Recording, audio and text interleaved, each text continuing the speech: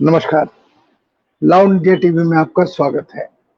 आप देख रहे हैं द संतोष भारतीय शो। मैं संतोष भारती। मुस्कुराइए कि आप हिंदुस्तान में हैं, और मुस्कुराने की एक ऐसी वजह है जो आपकी जिंदगी से जुड़ी हुई है। महाराष्ट्र में एक जिला है वाशिम।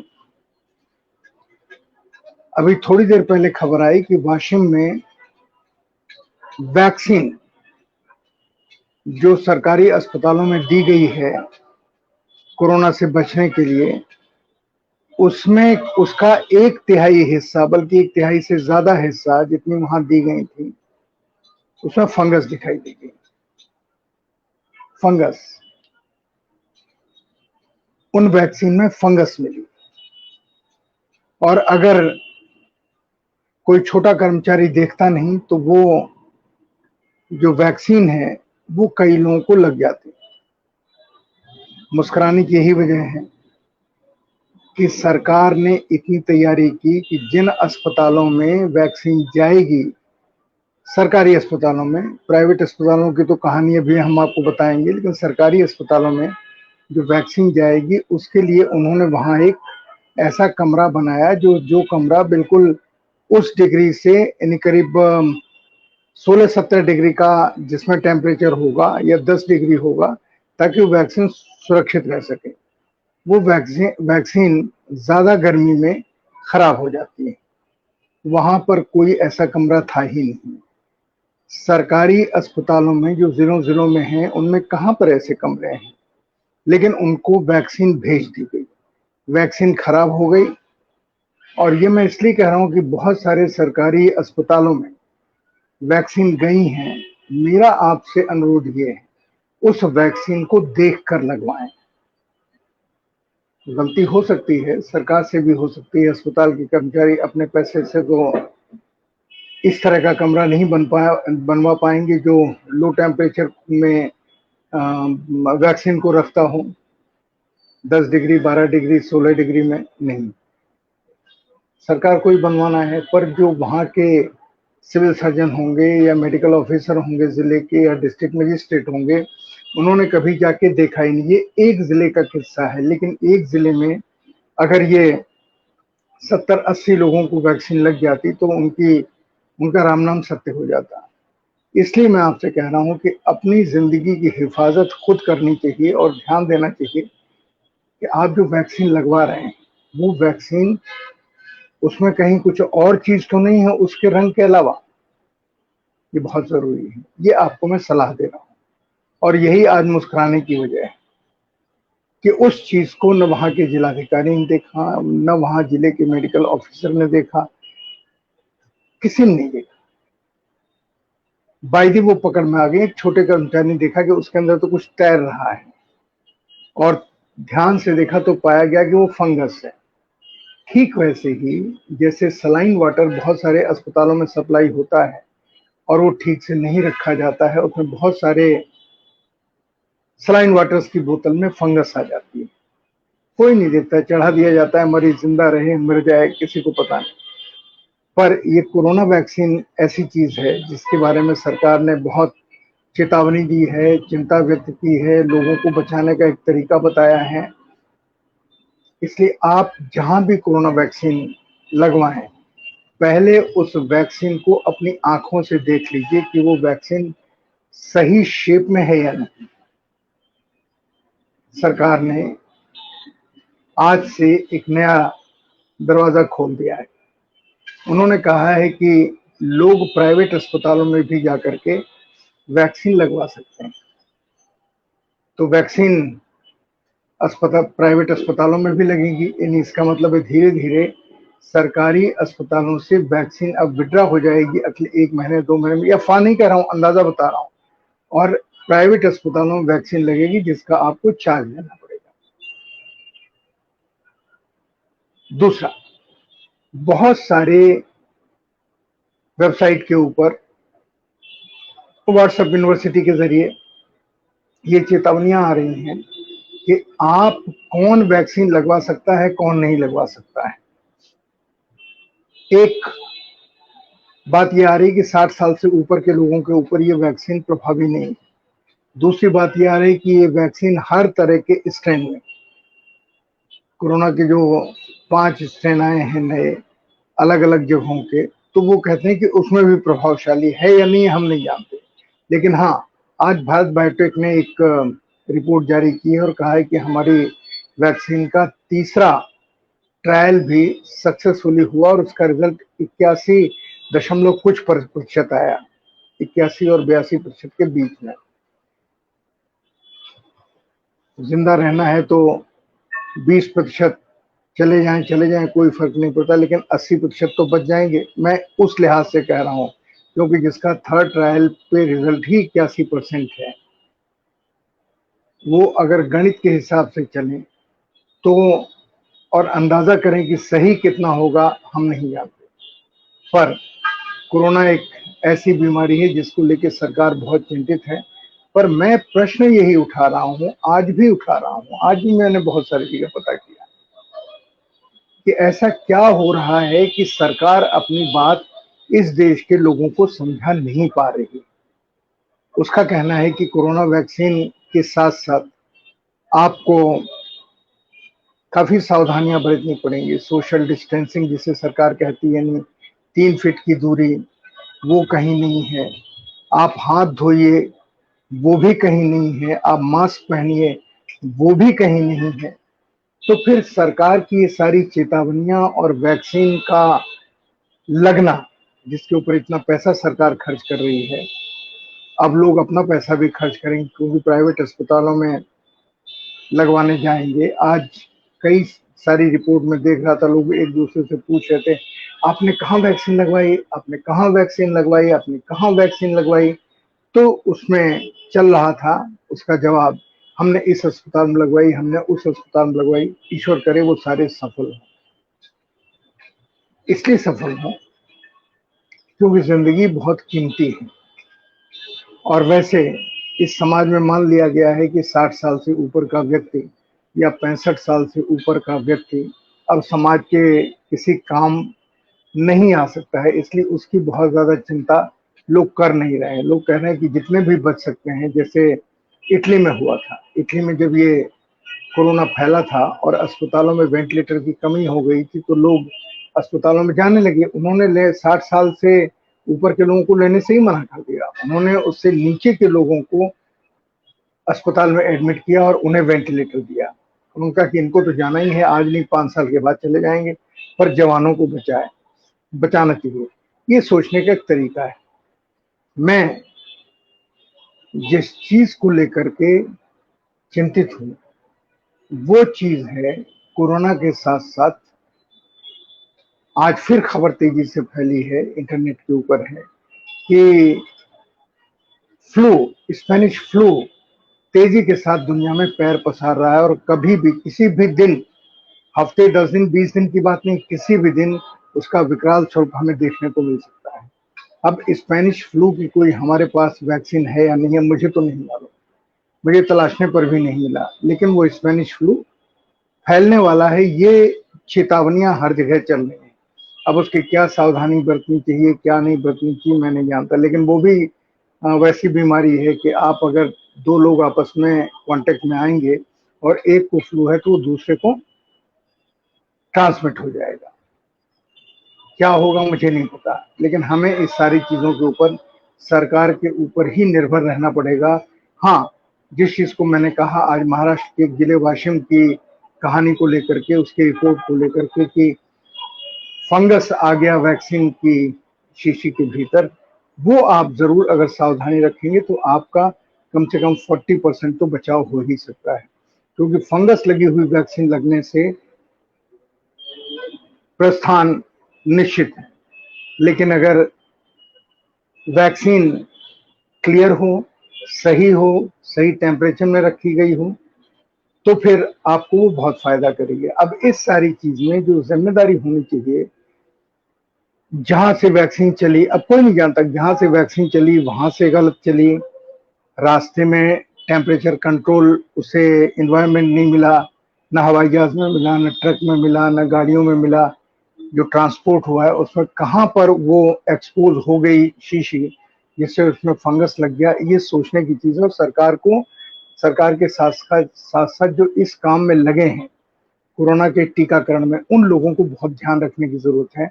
और अगर आप सोचेंगे कि कोई जरूरत नहीं है ध्यान रखने की, तो फिर जिसको लगने वाला है वो जाने और जो लगाने वाला है वो जाने।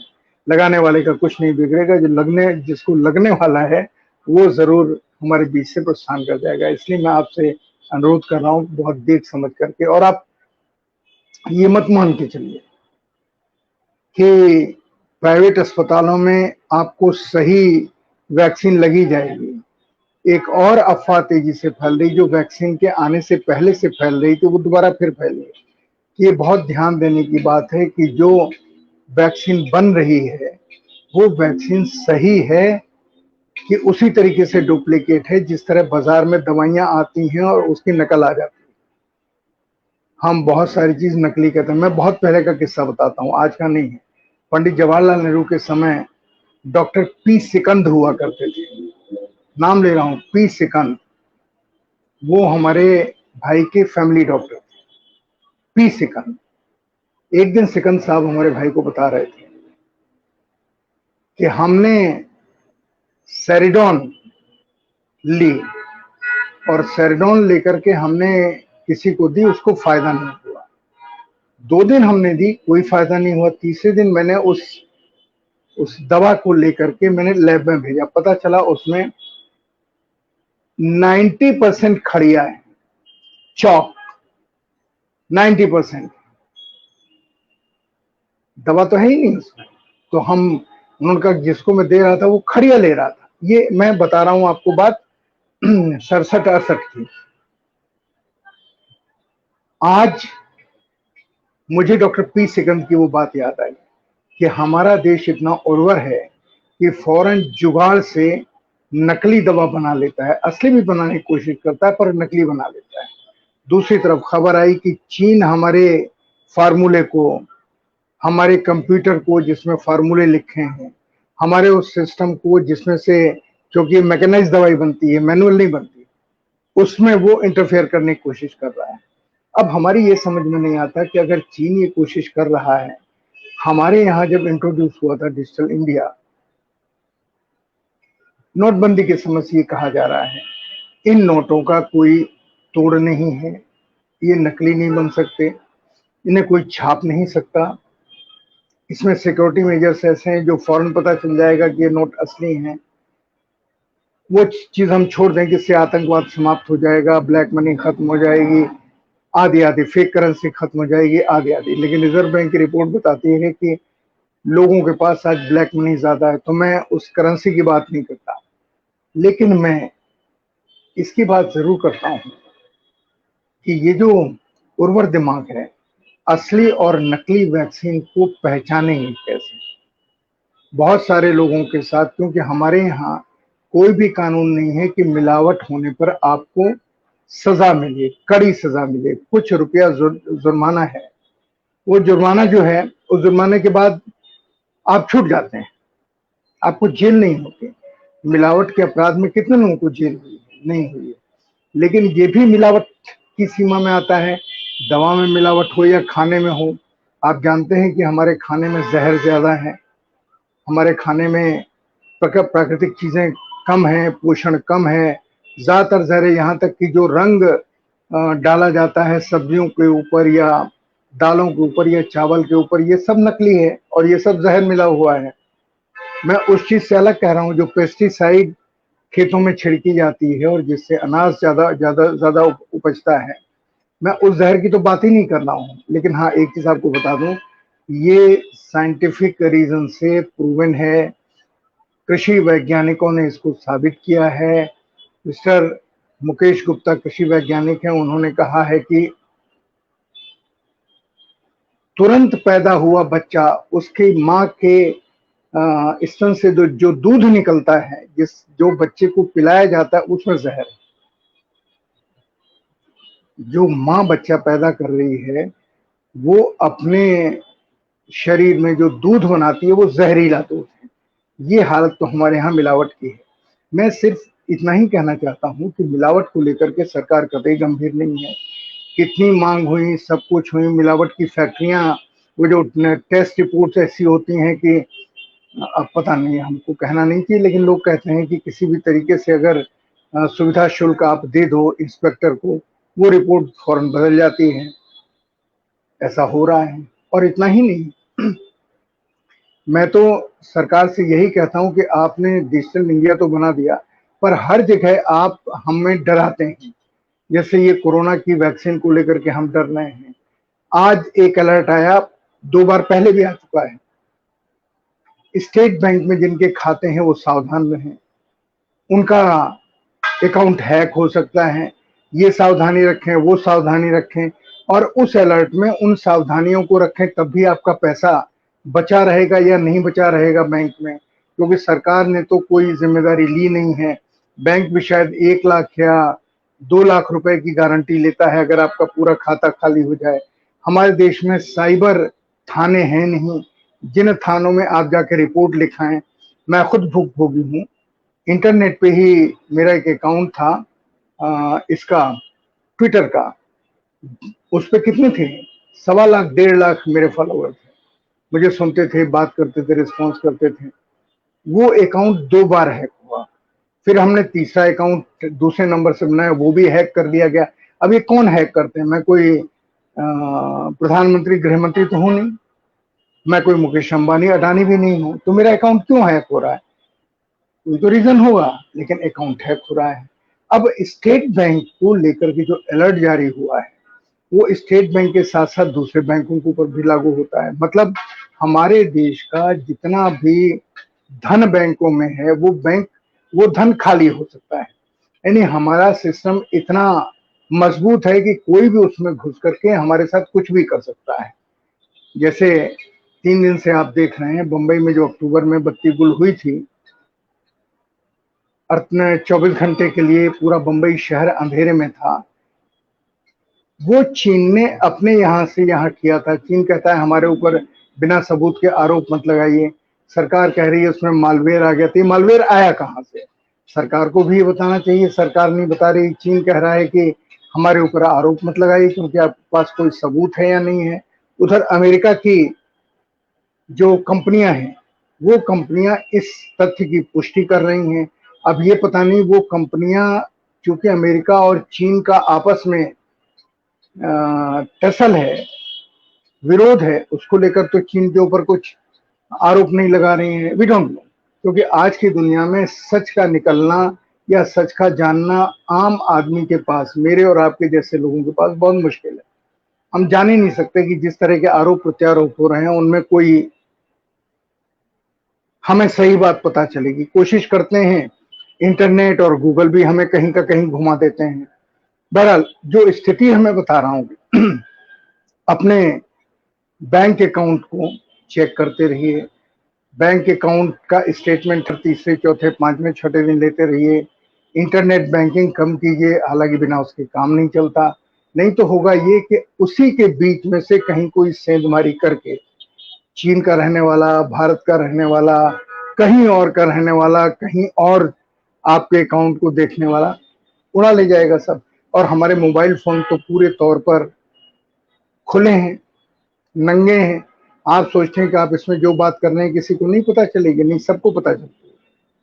आप सोच रहे हैं कि आपके मोबाइल में जो आप मेल कर रहे हैं किसी को नहीं पता है? सबको पता है। लोग हैक कर ले रहे हैं, हमको पता ही नहीं चलता कि वो कब हैक होगा। एक नंबर के 3 क्लोन बन जाते हैं। मेरे सामने लोगों ने बना के दिखा है। मैं ये इसलिए कह रहा हूं कि हम एक ऐसे संकट के दौर से गुजर रहे हैं जिसमें सारी जिंदगी की कमाई आपकी गायब हो सकती है। ये अडानी साहब और मुकेश अंबानी साहब की नहीं होगी, टाटा साहब की नहीं होगी, बिरला साहब की नहीं होगी, आपकी हो जाएगी, मेरी हो जाएगी। क्योंकि ये लोग तो ऐसे लोगों के ऊपर छत्र छाया रखते हैं। वो 100 एकड़, 20 एकड़, 50 एकड़ बैठा ले रखते हैं कि उनकी हैकिंग तो नहीं हो रही है, इस पे नजर रखने के लिए, वॉच रखने के लिए, अपने अकाउंट की सुरक्षा के लिए, जो हम और आप तो नहीं कर सकते। हमारे पास तो पैसा नहीं है। इसलिए अपने अकाउंट पे ध्यान रखिए। और ये चेतावनी आज की खतरनाक चेतावनी है स्टेट बैंक के लिए के बारे में जो आई है। और तीसरी महत्वपूर्ण चीज, किसानों ने कहा है कि वो 12 मार्च को बंगाल में एक रैली करेंगे। मुझे नहीं पता रैली कैसी होगी कैसी नहीं होगी, लेकिन आज किसानों ने घोषणा की है कि 12 मार्च को वो बंगाल में रैली करेंगे। देखते हैं कैसी रैली होती है। लेकिन किसानों के पास अब जो लोग आ रहे हैं, आज मुझे पता चला कि किसानों की सीमा पर जो किसान गए हैं वो अपने अपने साथ घी के लड्डू लेके गए हैं। वहां जो जा रहा है उसे घी के लड्डू खिला रहे हैं और कह रहे हैं कि ये हमारी युद्ध में विजय के लिए हमारी तरफ से आपको एडवांस में भेंट है। पर किसान तो ये कर रहे हैं, लेकिन भारतीय जनता पार्टी ने तय किया है कि किसान के साथ शोडाउन करेंगे।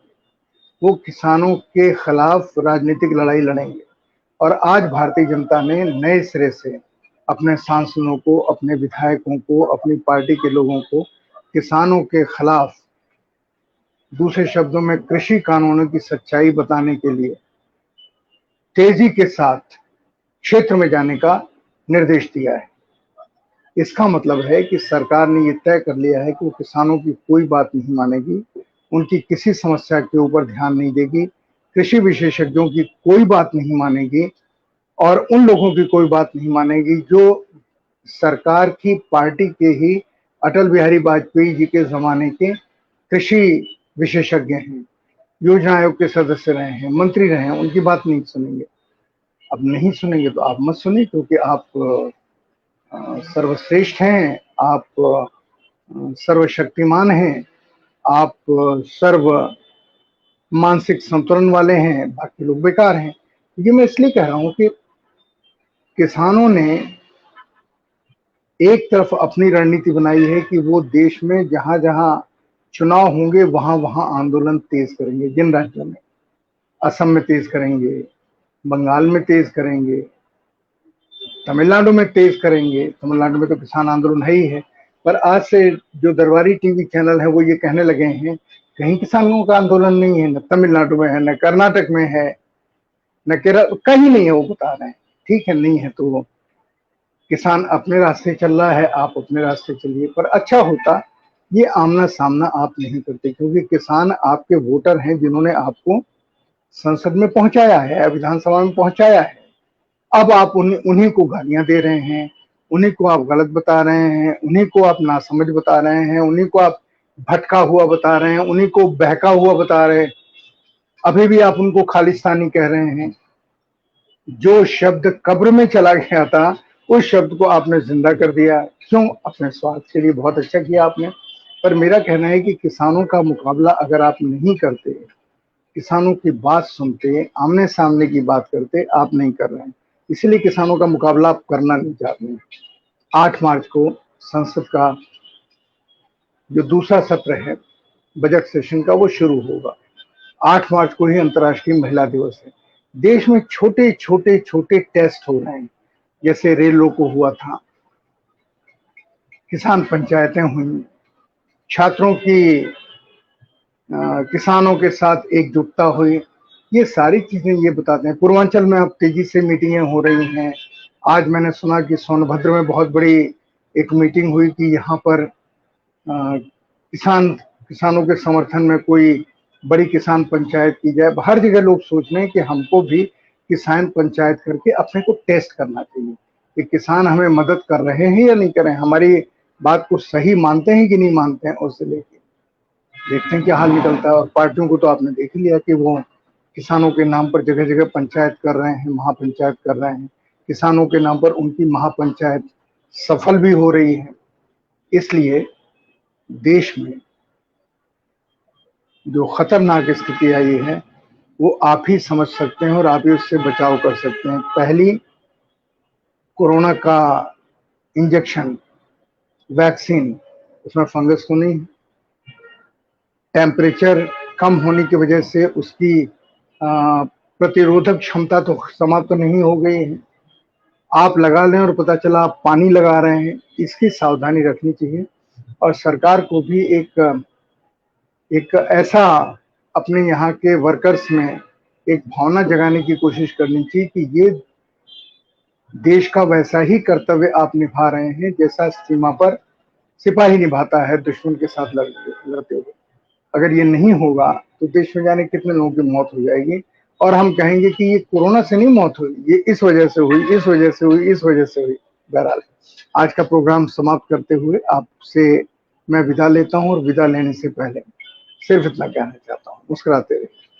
बहुत परेशानियां हैं, कोई बात नहीं, बहुत समस्याएं हैं, कोई बात नहीं, पर खुद तो खुश रहिए, मुस्कुराइए।